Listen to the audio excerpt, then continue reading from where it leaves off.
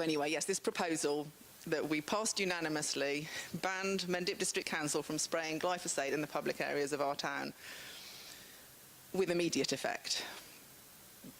Now, afterwards, we did sit down and think, perhaps we've been a bit gung-ho about this. We've just said, right, stop spraying now in the middle of the growing season with no alternative in place. But we had to ride on the wave of enthusiasm that we had in our townsfolk, and we did just that, and we got the vote through. It wasn't easy. We fought and argued long and hard across the table. And again, just to move on from some of the things that we've already heard this morning, there's a bank of councillors on the council with us who we like to refer to as the old boys, no disrespect, the old school councillors who are resistant to change, suspicious of anything new, and in some cases particularly suspicious of anything that comes from a Green. But I've said I'm not going to get political, so I'm not. Now, we argued long and hard. We had done our homework, however. I have a scientific background. I anticipated the resistance I was going to meet. And like this gentleman here was saying, you have to actually be ready with the arguments. The scientific research backs up the claims.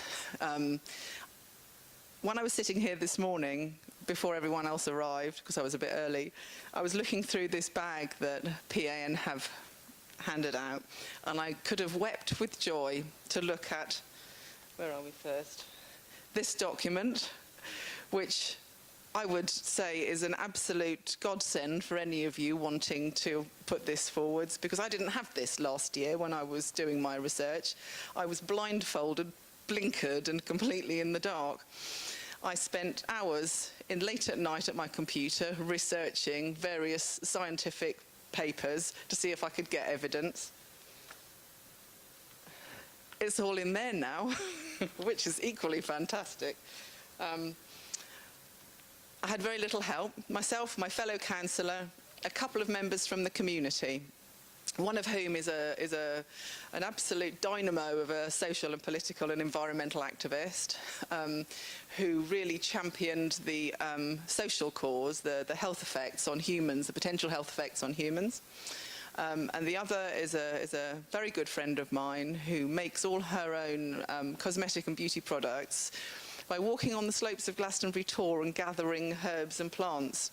And she, I think Nick touched on this earlier, she had seen a decline in dozens of species of plants on the Tor. She's lived in Glastonbury all her life. She's been walking the slopes of Glastonbury Tor daily all her life and has noticed over the years a decline in certain species. And what really brought the matter to her complete concern, and when she raised it with me, was she'd been out one morning and she'd seen the guy walking around spraying certain areas of thistles.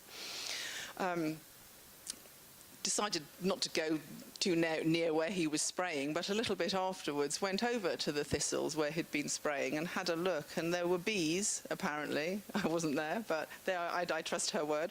There were bees on top of the thistle flowers dying, basically, dozens of them, which does not bode well. I presented all of this to our council. I presented the evidence from research papers from around the world into probable and possible and proven detrimental effects. And we still had a really tough fight on our hands because it's not banned in the UK, and it says it's safe to use, and the regulatory body says it's safe to use.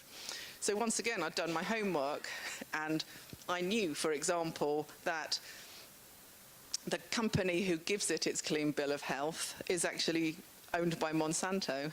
I knew, for example, when the EFSA published their study later on last year, and the first thing our fellow councillors did was to come running into the council chamber waving this document saying, there we go, glyphosate is safe.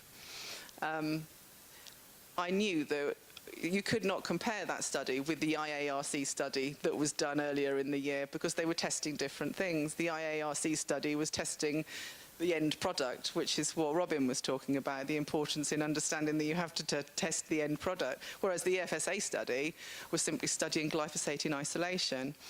Of course, everybody who wanted to draw conclusions from that drew conclusions from that and said, well, here we go, it's safe after all.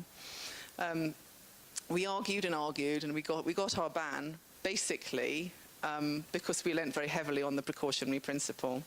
As a town council, we have a duty of care to our residents and to our community, and that's fundamentally what we leaned on as heavily as we could to get it through. I'm hoping that some of this is stuff that people can take away, and when you go back to your councils or any other councils who might hear this, as just some pointers really to be able to take back into your own process. Keep it general pesticides and not just glyphosate. Play the science card. I've written some notes here, I can barely read them myself. Use your community as a resource. Our community were the ones that actually got behind this, and on the back of which we managed to get this through, and our community are still supporting us and driving it in part as well. Do your homework, get the answers to the questions that you're likely to receive.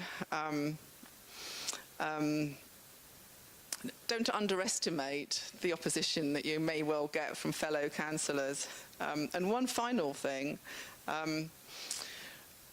one of the problems that we've encountered throughout the whole process has been